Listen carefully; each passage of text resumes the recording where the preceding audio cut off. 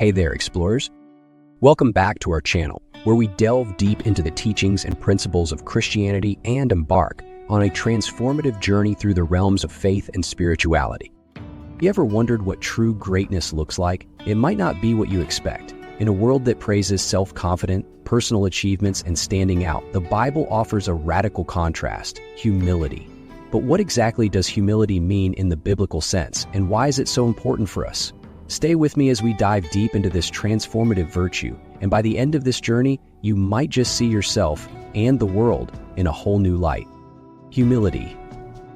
A word often misunderstood. Many think it's about having a low opinion of oneself, being timid, or constantly downplaying achievements. But biblical humility is far from that. It's not about self-deprecation. It's about self-awareness, recognizing our place before God and understanding that our worth doesn't come from the world but from Him. The root of the word humility comes from the Latin humus, meaning earth. It speaks to being grounded, real, authentic. In the Bible, humility isn't about weakness, it's about strength under control. It's the quiet confidence that comes from knowing who you are in Christ. It's about prioritizing God's view of you over anyone else's. Think about it. Jesus, the Son of God, humbled himself, washing the feet of his disciples, serving rather than being served. That's not weakness, that's the greatest strength humanity has ever witnessed. But why is humility so crucial? Because it's the gateway to every other virtue. It teaches us to be teachable, patient, kind, and selfless. It's the fertile ground where love, compassion, and wisdom grow. Without humility, pride takes root, and pride blinds us to truth. The Bible is clear about the importance of humility. Proverbs chapter 3 verse 34 says, "God opposes the proud but gives grace to the humble." And in Matthew chapter 5 verse 3, Jesus starts the Beatitudes with, "Blessed are the poor in spirit, for theirs is the kingdom of heaven."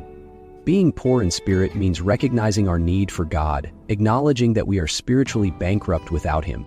True humility is a heart posture. It's not just about how we act, but who we are inside. Someone can appear humble outwardly yet harbor pride in their heart.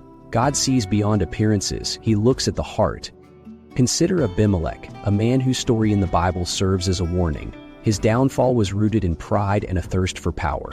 His life reminds us that humility isn't optional. It's essential, especially for those in leadership. Without it, our foundations crumble. But here's the beautiful paradox. When we humble ourselves, we're lifted higher than we could ever lift ourselves. James chapter 4 verse 10 says, "Humble yourselves before the Lord, and He will exalt you." It's not about thinking less of yourself. It's about thinking of yourself less and focusing more on God and others. Humility also transforms how we see success and failure. It teaches us that our value isn't tied to achievements or setbacks. We don't need to boast when we win or despair when we lose. Instead, we find our identity in Christ, steady and unshaken. And it changes how we treat others. Humility makes us better listeners, more empathetic friends, and gracious leaders. It helps us celebrate others without feeling diminished, to lift others without feeling lowered. So, what does true humility look like? It looks like Jesus, who humbled himself even to the point of death on a cross. Philippians chapter 2 verse 8 tells us, "He humbled himself by becoming obedient to death, even death on a cross." His humility wasn't weakness, it was the ultimate display of love and strength. As we reflect on humility, let's remember this. It's not about hiding our gifts or denying our worth. It's about using our gifts for God's glory and recognizing that our worth comes from Him.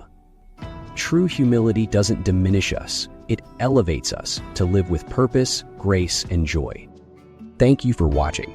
If you enjoyed this video, please consider subscribing to our channel for more content like this and sharing it with fellow Christians seeking a mindful connection with God. Don't forget to hit the like button if you found this video helpful, and feel free to leave a comment below to share your thoughts with us. Remember, the greatest in God's kingdom are those who serve with a humble heart. Stay blessed, and see you next time.